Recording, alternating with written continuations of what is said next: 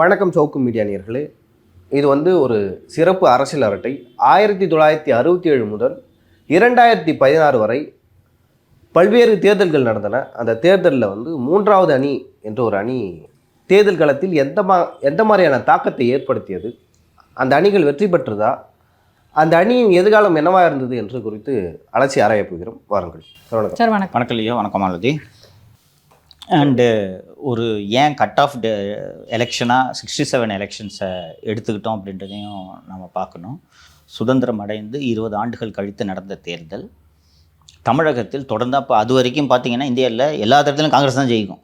நேரு இருந்தார், அதனால காங்கிரஸ் கம்யூனிஸ்ட் தான் போட்டி. கம்யூனிஸ்டுகள் எதிர்கட்சி, முஸ்லீம் லீக், கம்யூனிஸ்ட், காங்கிரஸ் தான் இந்தியாவில் கட்சிகள். 67 தான் பிராந்திய கட்சிகள் இந்தியா முழுக்கவே முகிழ்க்க தொடங்குகின்றன. நம்ம தமிழகத்தை பற்றி பார்ப்பதன் காரணமாக தமிழகத்தில் முதன்முறையாக காங்கிரஸ் என்ற அந்த காங்கிரஸ் பேரியக்கத்தை வீழ்த்தி திராவிட முன்னேற்ற கழகம் என்ற ஒரு புதிய சக்தி ஆட்சியை கைப்பற்றுகிறது. அதுக்கு முன்னாடியே கட்சி இருக்குது, எதிர்கட்சியாக இருக்கிறாங்க, பட் அதை வீழ்த்தி கைப்பற்றுகிறது. அதனால் அந்த தேர்தலை ஒரு அளவுகோலாக வைத்துக்கொண்டு நாம் பார்ப்போம். 2 கூட்டணிகள் அந்த தேர்தலில் போட்டியிடுகின்றன. ஃபஸ்ட்டு ஒரு விஷயத்தை சொல்லிவிட வேண்டும். தாங்கள் ஆட்சியை கைப்பற்றிய முதல் தேர்தல் முதல் இன்றைய தேர்தல் வரை கூட்டணி இல்லாமல் திராவிட முன்னேற்ற கழகம் வெற்றி பெற்ற வரலாறு கிடையாது. திமுக ஜெயிக்குதுன்னு என்று நாம் மீண்டும் மீண்டும் சொல்லி கொண்டிருந்தாலும் எந்த தேர்தலிலுமே கூட்டணி இல்லாமல் திராவிட முன்னேற்ற கழகம் வென்றது கிடையாது. இது கருணாநிதிக்கு மிக மிக நன்றாக தெரியும். 67 தான் 67 தேர்தல் மிகச்சரியாக இந்திய எதிர்ப்பு போராட்டம் தமிழகத்தை உலுக்கி போட்டது. அந்த செகண்ட் லாங்குவேஜ் இந்தியை திணிக்கிறது எதிராக தீக்குளித்தனர் நிறைய பேர். அந்த பின்னணியில் இந்த மொழிப்போரை கையில் எடுத்து ஒரு வீறு கொண்ட இயக்கமாக உருவாக்கியது அந்த முழு பெருமை திராவிட முன்னேற்ற கழகத்தை சாரும். அதற்கு முன்னால் ஒரு தத்துவார்த்த இயக்கமாக தான் திராவிட முன்னேற்ற கழகம் இருந்தது. திராவிடர் கழகத்திலிருந்து இது பிரிந்து வந்ததற்கான காரணம் அந்த திருமணம் மற்றும் சொத்து தகராறு என்பது நம் அனைவருக்கும் தெரிந்தது. அது வரைக்கும் சண்டையே திராவிட கழகத்தை இவங்களுக்கு தான் நடந்துகிட்டு இருக்கும். பெரியார் நோட்ட சொல்லிக்கிட்டே இருப்பார், அண்ணா எப்படி இந்த திருமணத்தை ஏற்றுக்கொள்வது, நாம் செய்யலாமா, பெரியார் இதை இப்படி செய்தார் அப்படி செய்தார்னு பேசிட்டு அவர் பதிலுக்கு திட்டுவார். அந்த பின்னணியில் 67 தேர்தல் நடக்கிறது. இன்றைக்கி அந்த தேர்தலில் இருந்த பல கட்சிகள், திமுகவோடு கூட்டணி அமைத்திருந்த பல கட்சிகள் காணாமல் போய்விட்டன. ஒரு சில கட்சிகள் தான் இன்றும் உயிர்ப்போடு இருக்கின்றன. இல்லை, அதில் இன்னொரு சுவாரஸ்யம் இருக்குது. அப்போ காங்கிரஸ், கம்யூனிஸ்ட் எதிர்கட்சிகள் இந்த 2 கட்சிக்கு தான் போட்டி இருக்கும். இப்போ திமுக ஒரு பிராந்திய கட்சி முதலாக இந்தியாவில் ஆட்சி அமைக்கிறது இந்திய எதிர்ப்பு போராட்டத்தின் காரணமாக. இப்போ அந்த காங்கிரஸும் கம்யூனிஸ்ட்டும் திமுக கூட்டணியில் இருக்காங்க. ரொம்ப அழகாக சொன்னீங்க. திராவிட முன்னேற்ற கழகம் ஒரு அணி, மற்றொரு பக்கம் இந்திய தேசிய காங்கிரஸ் ஒரு அணியில் போட்டியிடுகிறது. திமுக அணியில் திமுக 168 சீட்டில் போட்டிடுறாங்க திராவிட முன்னேற்ற கழகம். அதற்கு அடுத்த கட்சி ராஜாஜியோட சுதந்திரா பார்ட்டி, அவர்கள் 27 இடங்களில் போட்டியிடுகிறார்கள். இன்றைக்கி அந்த கட்சியே இல்லைன்றது உங்களுக்கு தெரியும். மார்க்சிஸ்ட் கம்யூனிஸ்ட் கட்சி 22 சீட்டில் போட்டியிடுகிறார்கள். ஜெயபிரகாஷ் நாராயணன் ஜேபியோட பிரஜா சோஷலிஸ்ட் பார்ட்டி 4 சீட்டில் போட்டியிடுகிறார்கள். IUML, இந்தியன் யூனியன் முஸ்லீம் லீக், அவங்க இன்றைக்கி வரைக்கும் திமுக கூட்டணியில் தான் இருக்காங்க அப்போலேருந்து. IUML 3 சீட்டு. ஜார்ஜ் ஃபெர்னாண்டஸ் ரயில்வே டிஃபென்ஸ் மினிஸ்டரில் இருந்தார். அவருடைய தலைமையில் சம்யுக்தா சோஷலிஸ்ட் கட்சி என்ற ஒரு கட்சி அப்போது திமுக கூட்டணியில் இருந்தது. அவர்கள் 3 இடங்களில் போட்டியிடுகிறார்கள். ரொம்ப வியப்பூட்டக்கூடிய வகையில் அந்த தேர்தலில் போட்டியிட்ட இன்னொரு கட்சி நாம் தமிழர் கட்சி. சிவந்தி ஆதித்தனார் வச்சிருந்த நாம் தமிழர். சீபா ஆதித்தனார் சிவந்தி ஆதித்தனார்லாம் வாரிசு. தமிழர் தந்தை என்று அழைக்கப்படக்கூடிய சீபா ஆதித்தனாரின் கட்சி 4 இடங்களில் போட்டியிடுகிறது.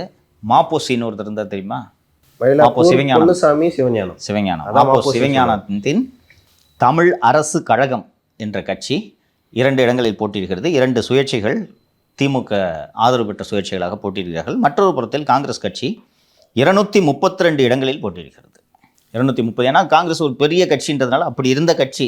நீங்கள் பார்க்கணும், இன்றைக்கி கையில் பக்கெட் தூக்கிட்டு சுற்றுறாங்க பாவத்தை. அப்படி இருந்த கட்சி 230, ஏன்னா ஆட்சியில் இருந்தவர்கள், பக்தவச்சல் முதலமைச்சராக இருந்தால் ஆட்சியில் இருந்த கட்சி. CPI, இந்திய கம்யூனிஸ்ட் கட்சி தனித்து போட்டியிடுகிறது. தேர்தல் முடிவுகள் வெளிவருகிறது. 174 இடங்களில் திமுக போட்டியிடுகிறது. இந்த சுயேட்சை எல்லாம் திமுக சின்னத்தில் நின்றவர்கள்லாம் சேர்த்து 174 இடங்களில் திமுக போட்டியிட்டு 137 இடங்களில் திமுக வெற்றி பெறுகிறது. திமுக கூட்டணியில் போட்டியிட்ட கட்சிகளான சுதந்திரா கட்சி 20 சீட்டு வின்னிங், நான் சொல்கிறதெல்லாம் வின்னிங் நம்பர்ஸு. மார்க்சிஸ்ட் கம்யூனிஸ்ட் கட்சி 11 இடங்கள், 22 இடத்துல போட்டிட்டு 11 இடம். பிரஜா சோஷலிஸ்ட் பார்ட்டி 4 இடத்துல போட்டிட்டு 4லேயும் வெற்றி. ஐயுஎம்எல் 3 இடத்துல போட்டிட்டு 3லேயும் வெற்றி. சம்யுக்தா சோஷலிஸ்ட் பார்ட்டி 3 இடங்களில் போட்டிட்டு 2 இடங்களில் வெற்றி. திமுக ஆதரவு பெற்ற சுயேட்சைகள் 2 இடங்களில் வெற்றி பெற்று விடுகிறார்கள். எதிரணியில் போட்டியிட்ட காங்கிரஸ் 51 இடங்கள், சுயேட்சை 1, சிபிஐ 2, ஃபார்வர்ட் பிளாக் 1. அண்டு அப்போது தான் திராவிட முன்னேற்ற கழகம் முதல் முறையாக ஆட்சியை பிடிக்கிறது. சென்னையில் பெரும்பாலான இடங்களை திராவிட முன்னேற்ற கழகம் கைப்பற்றுகிறது. அந்த தேர்தலில் மிக முக்கியமாக திமுகவோட வெற்றிக்கு உதவியது என்ன கூறு என்று சொல்லுங்கள். இந்திய எதிர்ப்பா? எம்ஜிஆர். இந்திய எதிர்ப்பு ஒரு காரணம். MGR played a very key role in that election. திமுகவோட வெற்றிக்கு அடித்தளமிட்டவர் எம்ஜிஆர். இந்த வரலாறு இன்றைக்கு மறைக்கப்பட்டிருக்கு. அண்ணா திராவிட முன்னேற்ற கழகமே இந்த வரலாறை ஏன் பேசவில்லை என்பது எனக்கு உள்ளபடியே புரியவில்லை. எம்ஆர் ராதா சுட்டுறாரு தொண்டையில். இன்றைக்கும் நீங்கள் கூகுளில் தேடிங்கன்னா தெரியும், ஒரு பெரிய பேண்டேஜோடு எம்ஜிஆர் இருப்பார். தமிழகம் எங்கும் சுவரொட்டிகள் ஒட்டப்படுகின்றன. அந்த சுவரொட்டிகள் அப்போ சுவரொட்டி தானே, சுவரொட்டிகள் ஒட்டப்பட்டு அது சிம்பத்தியை வேவாக மாறி தான் இந்த திமுக கூட்டணியில் நின்ன கட்சிகள்லாம் அடிச்சுட்டு ஜெயிச்சுட்டு வந்துடுறாங்க. திமுக அப்போது 57 முதல் 62 வரை எம்ஜிஆர் நடித்த படங்களை நான் அந்த காலகட்டத்தில் எம்ஜிஆர் அவர்கள் நடித்த காஞ்சி தலைவன், தெய்வத்தாய், படகோட்டி, 1000ல் ஒருவன், எங்கள் வீட்டு பிள்ளை, முகராசி, நான் ஆணையிட்டால், பெற்றால் தான் பிள்ளையா போன்ற எம்ஜிஆர் படங்கள்ல எல்லாம் அப்போது வந்து இந்த திமுகவோட அந்த கூறுகள் இருக்குது. பார்த்துருக்கீங்களா? கூந்தல் கருப்பு, குங்குமம் சிவப்புன்னு இந்த பாட்டு கேட்டிருக்கீங்களா? இதெல்லாம் திமுகவின் பிரச்சார பாடல்களாகவே பயன்படுத்தப்பட்டன. அன்னைக்கு இந்த அந்த அந்த சினிமாவோடு திமுகவுக்கு இருக்கக்கூடிய உறவு இன்று வரை மாறவில்லை. அது அந்த ஜீன்லேயே இருக்கு போல இருக்குது, அது மாறவில்லை. அண்டு அதற்கு பிறகு நடந்த வரலாறு உங்களுக்கு தெரியும்.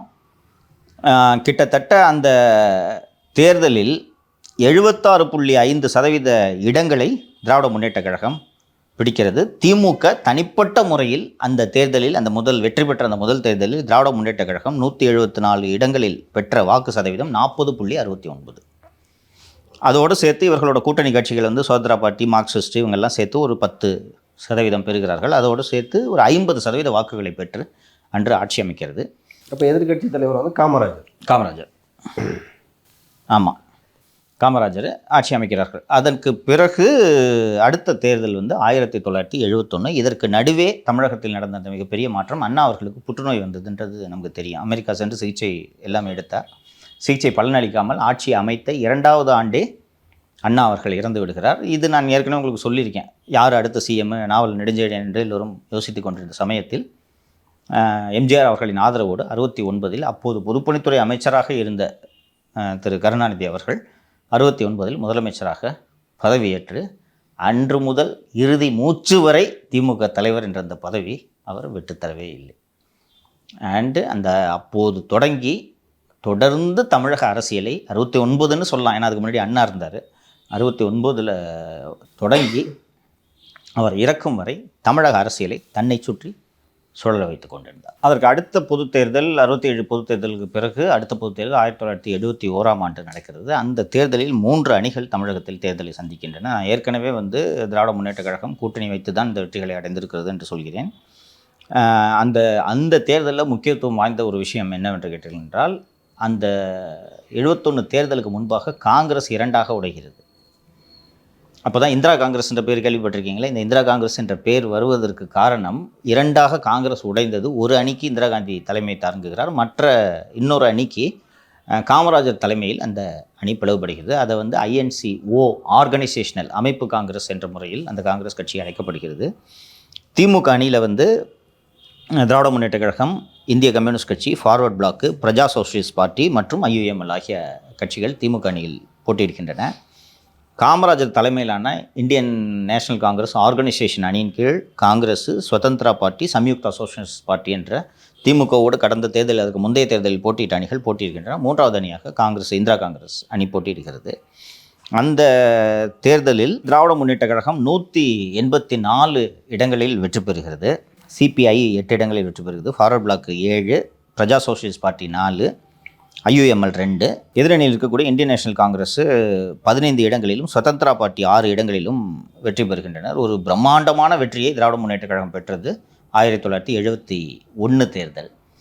அதற்கு உண்மை உள்ளபடியே வந்து திராவிட முன்னேற்றக் கழகத்தின் தலைவர் திரு கருணாநிதி அவர்களுடைய ஆட்சி என்று தாராளமாக சொல்லலாம். அந்த 71 தேர்தலுக்கு 3 ஆண்டுகளுக்கு முன்பு தான் அவர் பதவிக்கு வந்திருக்கிறார். அந்த ஆட்சியின் சிறப்புகளை எல்லாம் சுட்டிக்காட்டி தான் மக்கள் வந்து ஓவர்வெல்மிங்காக இந்த அளவுக்கு அவருக்கு ஆதரவு அளித்திருக்கிறார்கள் என்று பார்க்க வேண்டும். ஏன்னா 203 இடங்களில் திராவிட முன்னேற்றக் கழகம் போட்டியிருக்கிறது. மிக அதிகமான இடங்களில் போட்டியிட்ட தருணம் அது. 203 இடங்களில் 184 இடங்களில் வெற்றி பெறுகிறார்கள்.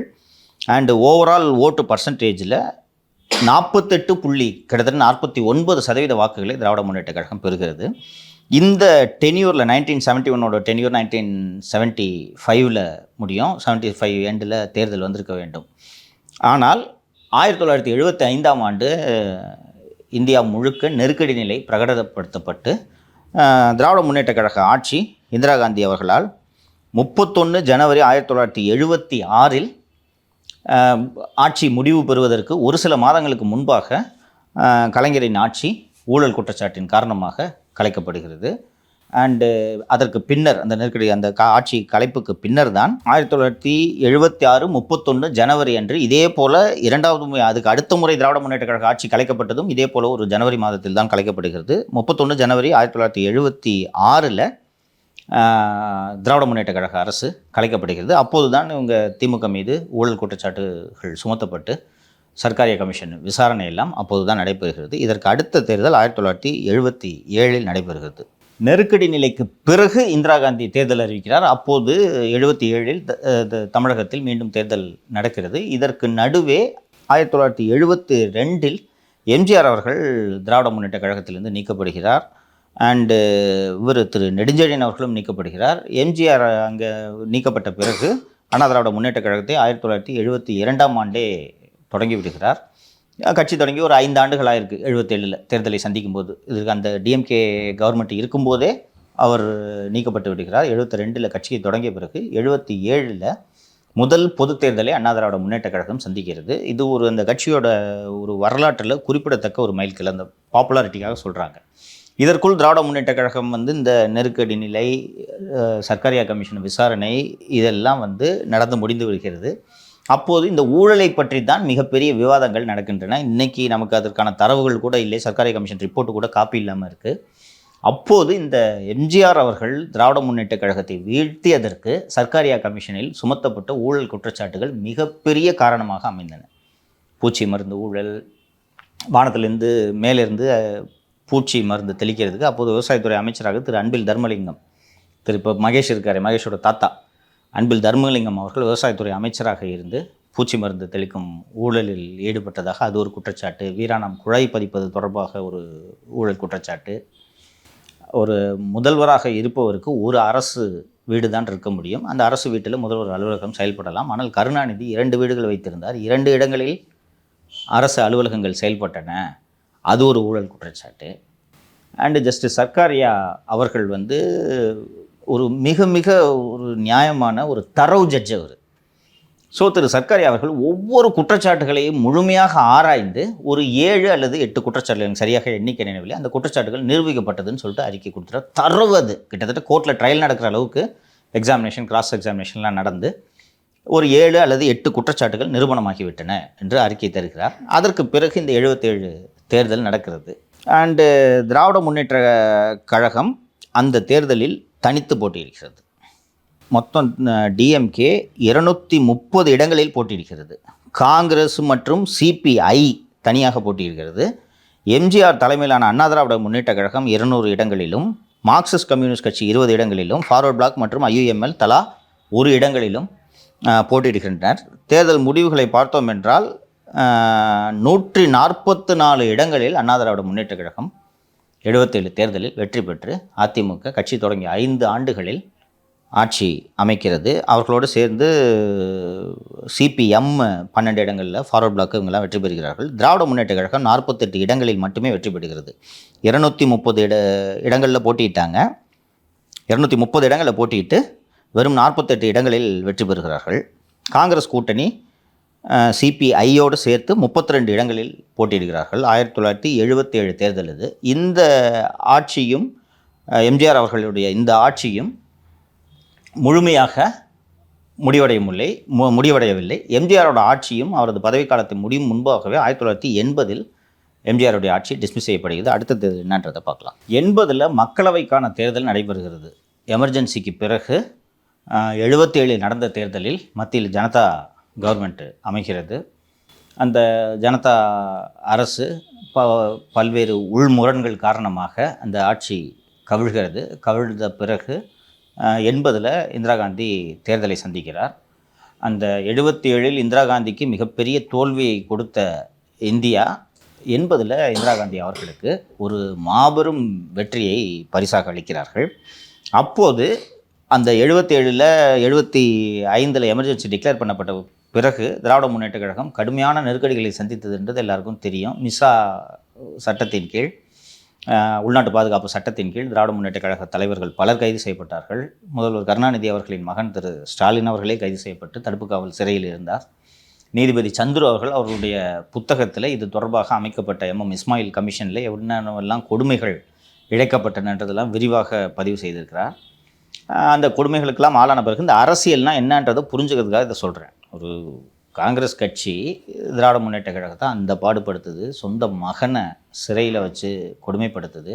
சிட்டி பாபு அவர்கள் சிறை கொடுமைகளால் சிறையிலேயே இறந்து போகிறார். திமுக தலைவர்கள் எல்லாம் பல்வேறு தலைவர்கள் கைது செய்யப்படுகிறார்கள். இதற்கெல்லாம் பிறகு 2 ஆண்டுகளில் மக்களவைத் தேர்தல் 1980 மக்களவைத் தேர்தல் நடைபெறுகிறது. அப்போது அதிமுக, ஜனதா கட்சி 2 கம்யூனிஸ்ட் கட்சிகள் சேர்ந்து ஒரு அணியில் போட்டியிடுகிறார்கள். திமுக, காங்கிரஸ், IUML சேர்ந்து ஒரு கட்சியில் போட்டியிடுகிறார்கள். மொத்தம் உள்ள 39 இடங்களில் 36 இடங்களில் திமுக இந்திரா காங்கிரஸ் கூட்டணி வெற்றி பெறுகிறது. அதிமுக வெறும் 2 இடங்களில் மட்டும் வெற்றி பெறுகிறது. அது ஒரு மாபெரும் வெற்றி, கிட்டத்தட்ட லேண்ட்ஸ்லைடு விக்டரின்னு சொல்லலாம். 36 சீட்டு 36 சீட்டு காங்கிரஸ் அண்ட் டிஎம்கே வின் பண்ணிடுறாங்க. வின் பண்ண உடனே இவர்களுக்கு ஒரு மாபெரும் நம்பிக்கை வருகிறது. அதாவது என்னென்னா, அதான் இந்த அளவுக்கு மக்கள் வாக்களித்து விட்டார்கள், இந்திரா அம்மையாருக்கும் திமுக கூட்டணிக்கும் இந்த அளவுக்கு வாக்களித்து இவர்களை வெற்றி பெற வைத்து விட்டார்கள் என்றால், இன்னொன்று அவங்க அந்த போட்டி போட்ட அந்த ப்ரொப்போர்ஷனை பார்க்கணும். காங்கிரஸ் 20 சீட்டில் வெற்றி பெறுகிறது, திமுக 16 சீட்டில் வெற்றி பெறுகிறது. சீட்டு அலாட்மெண்ட்டும் பார்த்திங்கன்னா, தேர்தல் கூட்டணி ஒப்பந்தமே அப்போது எப்படி நடந்திருக்கிறது என்றால், காங்கிரஸுக்கு 22 சீட்டு, திமுகவுக்கு 16 சீட்டு. இப்படி தான் அந்த தேர்தல் கூட்டணி அமைகிறது. அதில் ரிசல்ட்டில் இப்போ இது நான் சொல்கிறது பார்லிமெண்ட் எலெக்ஷனு, 20 சீட்டில் காங்கிரஸ் வின் பண்ணுது, 16 சீட்டில் டிஎம்கே வின் பண்ணோன்னு கலைஞர் என்ன முடிவு பண்ணுறாருன்னா, எம்ஜிஆர் கட்சி ஆரம்பிச்சுட்டு ஆட்சிக்கு உட்காந்துக்கிட்டு இருக்காரு, இப்போது ஒரு மாபெரும் வெற்றியை நாம் பெற்றுவிட்டோம், இதே மொமெண்ட்டில் இந்த சூட்டோட தேர்தல் நடத்தணும்னா மீண்டும் திராவிட முன்னேற்ற கழகம் ஆட்சிக்கு வந்துவிடும் என்ற அடிப்படையில் எம்ஜிஆர் ஆட்சியை டிஸ்மிஸ் செய்யணும்னு சொல்லிட்டு, அப்போதெல்லாம் அந்த எஸ்ஆர் பொம்மை ஜட்ஜ்மெண்ட்டுக்கு பிறகு தான் மாநில அரசுகளை கலைப்பது மிகுந்த சிக்கலாகி இருக்கிறது. அதுக்கு முன்னாடிலாம் லொடுக்குன்னு கழிச்சிடுவாங்க, கவர்மெண்ட்லேருந்து ஒரு ரிப்போர்ட்டை வாங்கி டப்புன்னு கலைச்சி விட்ருவாங்க. ஸோ எம்ஜிஆர் அவர்களின் ஆட்சி கலைக்கப்பட்டு குடியரசுத் தலைவரின் ஆட்சி அமல்படுத்தப்படுகிறது. அதற்கு பிறகு 1980ஆம் ஆண்டே தமிழக சட்டப்பேரவைக்கான தேர்தல் நடைபெறுகிறது. அதுக்கப்புறம் எம்ஜிஆர் உயிரோடு இருக்கும் வரை அவர் தான் வெற்றி பெறுறார். 80 சட்டப்பேரவை மே மாதம் 1980 தமிழக சட்டப்பேரவைக்கு எம்ஜிஆர் ஆட்சி கலைக்கப்பட்ட பிறகு நடைபெறக்கூடிய தேர்தல். எம்ஜிஆர், 2 கம்யூனிஸ்ட் கட்சிகள், காந்தி காமராஜ் தேசிய காங்கிரஸ் என்று ஒரு கட்சி இருந்தது. யார் நடத்தின கட்சி சொல்லுங்கள்? தமிழறிமணினா? குமரியானந்த். தமிழிசை அவர்களோட அப்பா பின்னாளில் அவர் அந்த கட்சியை இழைத்து விட்டார். ஃபார்வர்ட் பிளாக் எம்ஜிஆரோட ஒரு அண்ணா திராவிட முன்னேற்ற கழகம் 177 சீட்டில் போட்டிட்டாங்க. CBI, CPM 16, 15. இந்த குமரியானந்தனோட காந்தி காமராஜ் தேசிய காங்கிரஸ் ஒரு 10 சீட்டு, ஃபார்வர்ட் பிளாக் 2. இன்னொரு பக்கம் திமுக காங்கிரஸ் கூட்டணி. இப்போது அண்ணா திராவிட முன்னேற்ற கழகம் மற்றும் பாரதிய ஜனதா கூட்டணி அமைந்தவுடன் சட்டப்பேரவையில் ஸ்டாலின் மிரட்டி கூட்டணி அமைத்திருக்கிறார்கள்னு சொல்லிட்டு திமுக தொடர்ந்து விமர்சனம் செய்து கொண்டிருக்கிறார்கள். திமுக மற்றும் காங்கிரஸ் இடையே நடந்த தொகுதி பங்கீடு என்னவென்று கேட்டால், மிரட்டலுக்கு பணிந்தது எந்த கட்சி என்பது தெரிய வரும். இப்போது என்னதான் அவங்க பிஜேபி ஏடிஎம்கே மிரட்டுறாங்கன்னு ஒரு வாதத்துக்கு வச்சுக்கலாம். 100 சீட்டு கொடுப்பாரப்பா. காங்கிரஸ் 114 சீட்டில் போட்டிடுது 1980 எலெக்ஷனில். டிஎம்கே 112 சீட்டு, ஐயுஎம்எல் 6 சீட்டு, இண்டிபெண்ட் ஒரு 2 சீட்டு. பாதிக்கு பாதின்னு கூட சொல்ல முடியாது, காங்கிரஸ் அதிகம் 114. அந்த தேர்தலில் தான் எம்ஜிஆர் நான் என்ன பாவம் செய்தேன், எதற்காக என்னுடைய ஆட்சியை கலைத்தார்கள், காங்கிரஸும் திமுகவும் சேர்ந்து வேண்டுமென்றே இந்த என்னுடைய ஆட்சியை கலைத்து விட்டார்கள் அப்படின்னு சொன்ன உடனே அப்போது அந்த பழைய காலத்து ஆட்கள் சொல்லுவார்கள், அதிமுக தொண்டர்கள் அவ்வளோ உத்வேகத்தோடு அந்த திமுக எதிர்ப்பு என்பது அந்த அதிமுகவோட டிஎன்ஏ உள்ள புகுந்தது அப்போது தான்றாங்க. அதுக்கு முன்னாடிலாம் ஒரு கட்சியாக சண்டை போட்டுக்கிட்டு இருப்பாங்களே ஒழிய 2 பேர் சேர்ந்துக்கிட்டு நான் கொடுக்குற நல்லாட்சியை கலைச்சிட்டாங்க பாருங்கன்னு சொன்னோன்னே அந்த ஒவ்வொரு தொண்டர்களும் எழுந்து உயிர்ப்போடு வேலை செய்து 177 சீட்டில் ஏடிஎம்கே போட்டி போடுது. 129 சீட்டில் வந்து அண்ணா திராவிட முன்னேற்றக் கழகம் வெற்றி பெறுது. சிபிஎம் 11, சிபிஐ 11 இதர கட்சிகள்லாம் சேர்ந்து வெற்றி பெறுது. 129 வின் பண்ணி ஒரு டிசைசிவான கவர்மெண்ட்டை வந்து எம்ஜிஆர் அவர்கள் ஃபார்ம் பண்ணுறாரு. திராவிட முன்னேற்றக் கழகம் பாதிக்கு பாதி போட்டிட்டார்கள் அல்லவா. திமுக 37 ஜெயிக்குது, காங்கிரஸ் 31 ஜெயிக்கிறது. ஒரு கருணாநிதியோட அந்த தந்திரம் ஆட்சியை கலைச்சிட்டோன்னா நம்ம எளிதாக, ஏன்னா அதுக்கு சில மாதங்கள் ஓரிரு மாதங்களுக்கு முன்பு நடந்த பாராளுமன்ற தேர்தலில் காங்கிரஸ் திராவிட முன்னேற்ற கழக கூட்டணி மாபெரும் வெற்றி பெற்றிருக்கிறது. ஒரு 2 மாதம் கழித்து நடத்தக்கூடிய சட்டப்பேரவை தேர்தலை பார்த்திங்கன்னா தலைகீழாக வாக்களித்திருக்கிறார்கள். இது எதற்காக முக்கியமாக இந்த தேர்தல் 80 தேர்தல்களை நாம் பார்க்க வேண்டும் என்றால், மக்களவைக்கு ஒரு வாக்கு, சட்டப்பேரவைக்கு ஒரு வாக்கு என்பதில் தமிழக மக்கள் எப்போதும் தெளிவாக வாக்களித்திருக்கிறார்கள். அது நீங்கள் 2019, 21 அது 2 பார்த்தாவே தெரியும்.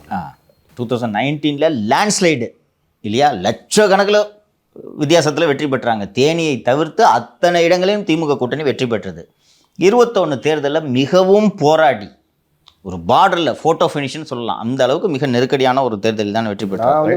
200க்கு மேலே டிஎம்கே வின் பண்ணோம் அப்படின்னு நினச்சேன் 21. இல்லை அவங்களும் அதான் சொன்னாங்க, அப்படி தான் வந்து பரப்புரையெல்லாம் செய்யப்பட்டது. அதற்கு அடுத்து 1984 தேர்தல் நடைபெறுகிறது. 84 தேர்தலில் 2 ஃப்ரண்ட் தான். அந்த தேர்தலையும் தேர்ட் ஃப்ரண்ட் இல்லை, அந்த தேர்தலில் இல்லை, 84 தேர்ட் ஃப்ரண்ட் இல்லை. அதிமுக தலைமையிலான ஒரு அணி. இந்த முறை பார்த்தீர்கள் என்றால் அதிமுகவோடு காங்கிரஸ் கூட்டணி அமைத்து விடுகிறது. அதிமுக காங்கிரஸ் ஒரு கூட்டணி, திமுக அணியில் திமுக, 2 கம்யூனிஸ்ட் கட்சிகள் மற்றும் ஜனதா கட்சி ஆகிய அணிகள் சேர்ந்து போட்டியிடுகின்றன. அண்ணா திராவிட முன்னேற்றக் கழகம் 132 இடங்களை பெற்று தனிப்பெரும்பான்மையோடு ஆட்சியை அமைக்கிறது.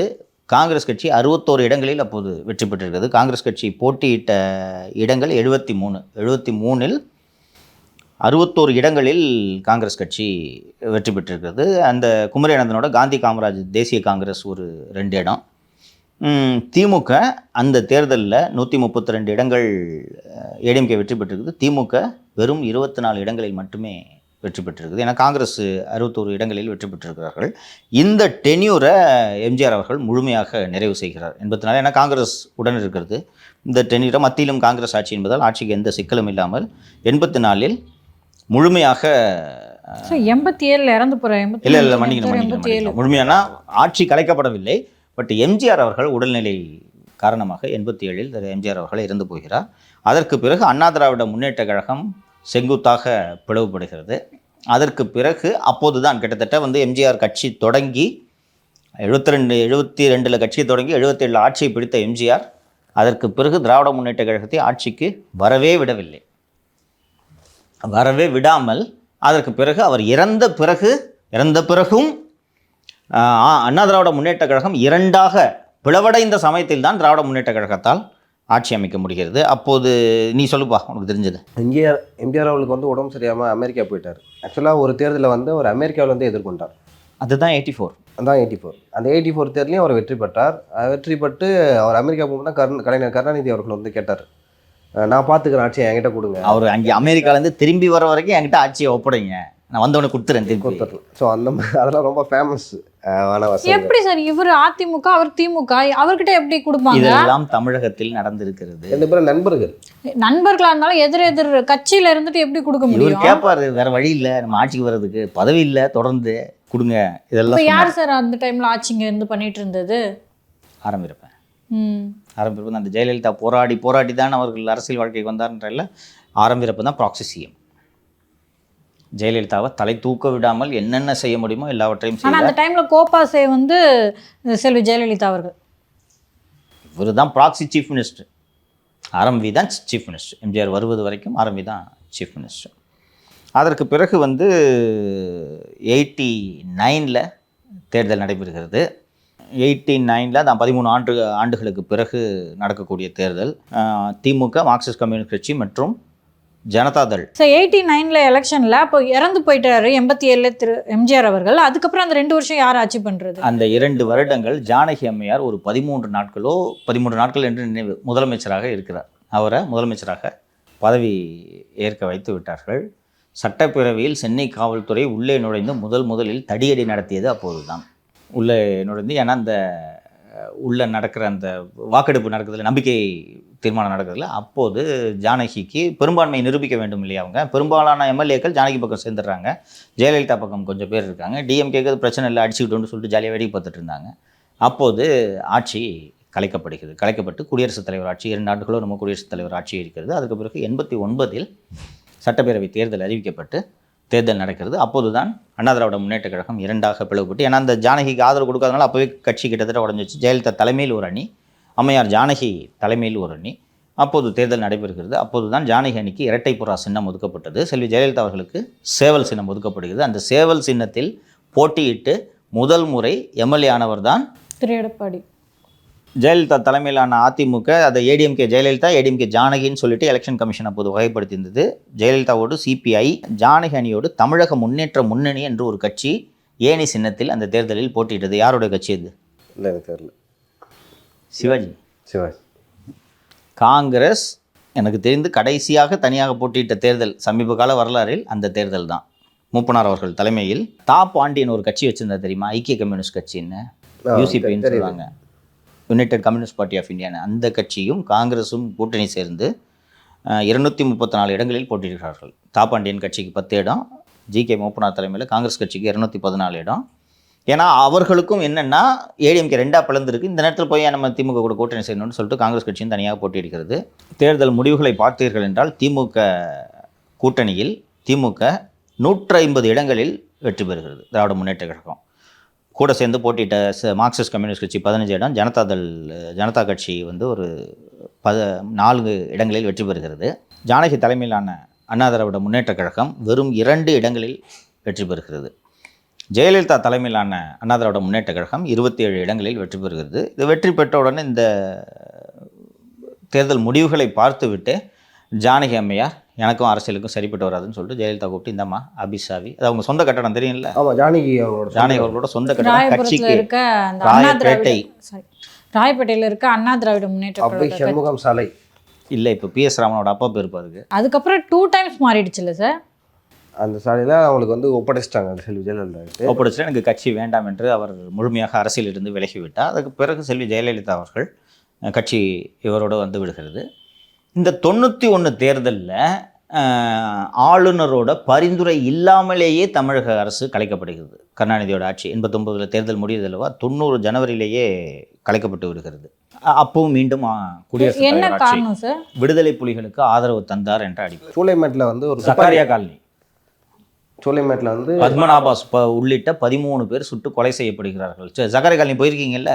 சின்ன சந்து, thickly populated area, Kodambakkam Choolaimedu இருக்கக்கூடிய பகுதி. அங்கே சுட்டுட்டு விடுதலை புலிகள் சாலை மார்க்கமாக சாதாரணமாக தப்பிச் செல்கிறார்கள். தமிழக அரசு அவர்கள் தப்பிச் செல்ல தமிழக காவல்துறை உதவியது என்பதுதான் குற்றச்சாட்டு. அதை தாண்டி வந்து அவர் ராஜீவ் காந்திக்கும் செல்வி ஜெயலலிதாவுக்கும் ஒரு நட்பு இருந்தது. ஏன்னா கொள்கை செயலாளராக அவங்க இருக்கும்போது அவங்க தான் டெல்லி அந்த அரசியலை பார்த்துக்கிட்டாங்க. அங்கே எம்பியாக போயிருந்தாங்க என்னங்க சார்? எம்பி இதில் அவங்க ராஜ்யசபா எம்பியாக போகும்போதே அவங்க 2 பேருக்குள் நல்ல நட்பு இருக்கிறது. பட் இது ஒரு காரணமாக சொல்லிலையோ சொல்கிறதும் இட்ஸ் அ ஃபேக்ட். லேண்ட் ஆர்டர் பாயிண்ட் ஆஃப் வியூலேருந்து கரெக்டு தானே? கரெக்ட். ஒரு ஆர்கனைசேஷன் மெட்ராஸில் நடுவில் வந்து 13 பேர் சுட்டு கொண்டுட்டு தப்பிச்சு போகிறாங்கன்னா என்ன போலீஸ் வச்சுருக்கீங்க? அந்த தப்பிச்சு சென்ற சம்பவத்திற்கு காரணமாக அப்போது இருந்த உள்துறை செயலாளர் திரு நாகராஜன் ஐஏஎஸ் என்பவர் கைது செய்யப்பட்டார். பின்னாடி அந்த டிஜிபியும் கைது செய்வதாக இருந்தது. அதற்குள்ள அவர் மாரடைப்பில் துரை என்ற டிஜிபி இறந்து விட்டார். அதற்கு பிறகு வந்து 1991 நடக்குது. அப்போது கவர்னராக இருந்த திரு SS பர்னாலா என்பவர் அந்த தேர்தலில் 91 தேர்தலில் திராவிட முன்னேற்ற கழகத்துக்காக ஒரு முன்னாள் ஆளுநர் வந்து பிரச்சாரம் பண்றாரு தமிழ்நாடு. சுர்ஜித் சிங் பர்னாலா. எஸ் பர்னாலா, சுர்ஜித் சிங் பர்னாலா. அவர் வந்து செல்வி ஜெயலலிதா அவர்கள் இருக்கும்போதும் கவர்னராக இருந்தார். எனக்கு அந்த 2001 to 2006 அவர் தான் வந்து ஆளுநராக இருந்தார். அந்த டைமில் தான் வந்து செல்வி ஜெயலலிதா வந்து ராஜீவ்காந்தி மரணம், அதன் பிறகு தான் அந்த 91 தேர்தல் வருதுன்னு நினைக்கிறேன். அதுதான் மிகப்பெரிய வெற்றியை வந்து காங்கிரஸ் வந்து அதிமுக பெறுகிறது. தனி மெஜாரிட்டியில் வந்து மீண்டும் ஆட்சிக்கு வராங்க செல்வி ஜெயலலிதா. எப்போ 91 எலெக்ஷன் ரொம்ப குரூஷியல். ஏனென்றால் அன்னைக்கு திராவிட முன்னேற்ற கழகம் கிட்டத்தட்ட ஒரு வெற்றி பெறும் சூழலில் இருக்கிறது. சரியாக சொல்ல வேண்டுமென்றால் 15/6/1991 அன்று தேர்தல் நடக்கிறது. 21/5/1991 அன்று தேர்தல் பிரச்சாரத்திற்காக ஸ்ரீபெரும்புதூர் வந்த ராஜீவ்காந்தி கொல்லப்படுகிறார். அது கொல்லப்பட்டவுடன் என்ன மாதிரியான பிரச்சாரம் என்றால், திமுக விடுதலை புலிகளோடு சேர்ந்து ராஜீவ்காந்தியை கொன்றுவிட்டது என்பது மட்டும்தான் பிரச்சாரம். ராஜீவ்காந்தி இறந்த பிறகு திராவிட முன்னேற்ற கழகத்தினரின் வீடுகள் அத்தனையும் தாக்கப்பட்டன. தமிழகம் முழுக்க இது இல்லை, கரவேட்டி கட்டிட்டு அப்போ யாரும் இல்லை. டிஎம்கே இந்த அளவுக்கு ரொம்ப மோசமாயிடுச்சு. அந்த தேர்தலில் போட்டியிட்ட காங்கிரஸ் கட்சியோடு சேர்ந்து போட்டியிட்ட செல்வி ஜெயலலிதா அவர்கள் 164 இடங்களில், அதிமுக மட்டும் 164 இடங்களில் வெற்றி பெறுது. காங்கிரஸ் கட்சி 60 இடங்களில் வெற்றி பெறுகிறது. இது ரெண்டு சேர்த்தா 124 ஆச்சா, 10 தான் மீதி. அதுலேயும் இவங்க அணியில் இருக்கிற ஒரு கட்சி வெற்றி பெற்று வருகிறது. திமுக எத்தனை இடங்களில் வெற்றி பெற்றுச்சு சொல்லுங்கள் அந்த தேர்தல்லையா? 2. அதில் வந்து கருணாநிதி வந்து இங்கே துறைமுகமோ இல்லை எனக்கு தெரியல, 2ல 1. இன்னொருத்தர் வந்து அவர் சொந்த செல்வாக்கில் ஒரு ஊரில் வந்து வெற்றி பெற்றார். அப்போ வந்து திமுக பரிதியில் எழுதிய போது எம்எல்ஏவாக இருந்தார். எக்மோர் தொகுதியாக இருக்கும். எழும்பூர் ரிசர்வ் தொகுதி. திமுக வெறும் 2 இடம். டிஎம்கேன்னு ஒரு கட்சி வெற்றி பெற்றிருக்கிறது. அந்த கட்சியோட வரலாறு தெரியுமா உங்களுக்கு? டிஎம்கே, தாயக மறுமலர்ச்சி கழகம். டிஆர் அவர்கள் தான். அந்த கட்சி ஒரு 2 சீட்டில் வெற்றி பெறுகிறது. சிபிஎம், திமுக கூட்டணியில் இருந்த சிபிஎம் ஒரு இடம், ஜனதாதள் ஒரு இடம், சிபிஐ ஒரு இடம். பாட்டாளி மக்கள் கட்சியோட முதல் எம்எல்ஏ அந்த தேர்தலில் தான் நினைக்கிறேன். ஆமாம், ஒரு எம்எல்ஏ வெற்றி பெற்றார்கள்வா 1991. அந்த ஆட்சி சமீப கால வரலாறு நிறைய அது பற்றி நீங்கள் கேள்விப்பட்டிருப்பீர்கள். 1996 தேர்தல் ஒரு முக்கியமான தேர்தல் என்று நினைக்கிறேன். 1991க்கும் 96க்கும் இடையே நடந்த மிக முக்கியமான ஒரு ஈவெண்ட் தான் வைகோ அவர்களுடைய பிளவு. வைகோ அவர்கள் கட்சியை விட்டு நீக்கப்படுகிறார். அப்போது இந்த ராஜீவ்காந்தி அசாசினேஷனுக்கு பிறகு எல்டிடி குறித்த விவாதங்கள் தமிழகத்தை சுற்றி சுற்றி வருகின்றன. கைதுகள், அப்போது தான் இந்த தடா சட்டம் அமல்படுத்தப்படுகிறது. இன்னைக்கு திமுகவோடு ஐயா வீரமணி அவர்கள் எவ்வளோ நெருக்கமாக இருக்கிறாருன்றது தெரியும். எப்போவுமே ஒரு திமுகவோடு ஒரு இரட்டை குழல் துப்பாக்கிகள்லாம் சொல்லுவாங்கள்ல. அப்போது இந்த தடா சட்டத்தில் புலிகளுக்கு யார் யாரெல்லாம் ஆதரவு தெரிவித்தார்களோ அவங்க அத்தனை பேரையும் சராமரியாக கைது செய்யப்படுகிறார்கள். அப்போது நாமும் கைது செய்யப்படுவோம் என்பதை உணர்ந்த திரு வீரமணி அவர்கள் ஜெயலலிதாவுக்கு சமூக நீதி காத்த வீராங்கனை என்ற பட்டத்தை அந்த 1991 ஆட்சி காலத்தில் தான் நடத்துகிறார். வைகோ அவர்களோட பாப்புலாரிட்டி விண்ணை தொடுகிறது. வைகோ கலைஞர் கருணாநிதியோட பேச்சை விட திமுக தொண்டர்கள் வைகோவின் பேச்சை அதிகம் விரும்புகிறார்கள். இதற்கு நடுவே ஒரு முறை இலங்கைக்கு பாஸ்போர்ட் விசா இல்லாமல் கள்ளத்தோணியில் வைகோ அவர்கள் அப்போது எம்பியாக வேறு இருந்தார்னு நினைக்கிறேன். எம்பியாக போயிட்டு வர்றாரு. அது அவரோட பாப்புலாரிட்டியை உச்சத்திற்கு கொண்டு செல்கிறது. அப்போல்லாம் தமிழ்நாட்டில் வந்து இந்த அமைதிப்படை செய்த அட்டூழியங்கள் இதெல்லாம் குறித்து இன்னும் தமிழர்கள் ரொம்ப கொதிப்போடு இருந்தார்கள். புலிகள் ஆதரவு அமங்கி இருந்தாலும் குறையவில்லை இருந்தது. ஸோ அந்த 91 அந்த அதற்கு பிறகு இந்த நடக்கிறதுல, ஸோ 93 திரு வைகோ அவர்கள் வந்து நமது மகனுக்கு இவர் ஒரு மிகப்பெரிய ஆபத்து என்பதை கலைஞர் அவர்கள் உணர்கிறார். யார் யாரெல்லாம் வந்து தன்னோட அத்தாரிட்டியை சேலஞ்ச் பண்ணுறாங்க, தன்னை விட புகழடைகிறாங்கன்ட்டுலாம் கலைஞர் அவர்கள் உணர்கிறாரோ அவங்களெல்லாம் டக்குன்னு கட் பண்ணி விட்டுருவார். அறிஞர் அண்ணாதுரை அவர்கள் இருந்தபோது இருந்த 50 தலைவர்களில் ஒருவரான KA மதியழகனை 69 அவரது ஆட்சி காலத்திலே நிதியமைச்சர் பதவியிலிருந்து கட்சியை விட்டு நீக்கினார். சத்யவாணி முத்து என்ற ஒரு பிரபலமான ஒரு தலித் சமூகத்தை சேர்ந்த தலைவரை விரட்டி விட்டார்கள் கட்சியை விட்டு. கலைஞர் கட்சியை விட்டே அவர் போயிட்டார். அதற்கெல்லாம் பிறகு அந்த 1993 MDMK ஸ்பிளிட்டுக்கு பிறகு நடக்கக்கூடிய தேர்தல் தான் இது. நீங்கள் சொல்கிற அந்த நீங்கள் தொடக்கத்தில் சொன்னீங்களே இந்த மூன்றாவது அணின்ற கான்செப்ட், வலுவான ஒரு மூன்றாவது அணி என்றால் நமது சமீப கால வரலாறாக 1996 சட்டப்பேரவை தேர்தலை நாம் பார்க்கலாம்.